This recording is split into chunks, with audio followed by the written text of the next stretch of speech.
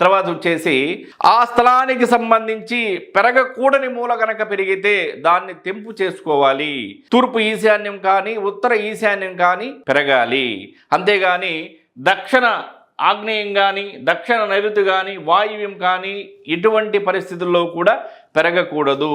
తూర్పు ఈశాన్యం కానీ ఉత్తర ఈశాన్యంగా పెంచుకుంటూ పెరగకూడనటువంటి మూల గనక పెరిగితే దానిని తెంపు చేయాలి.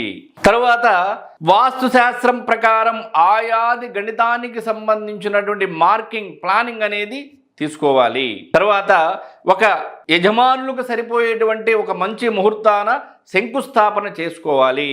శంకుస్థాపన చేసుకున్న తర్వాత గృహ నిర్మాణం ప్రారంభించాలి. ఆ యొక్క గృహ నిర్మాణానికి సంబంధించి అసలు ఏంటి వాస్తుశాస్త్రం ప్రకారం ఏది ఎటు పెట్టాలి, ఏది ఎటు ఉంచాలి అనేటువంటిది ఈ యొక్క మ్యాప్లో మనం తెలుసుకునేటువంటి ప్రయత్నం చేద్దాం.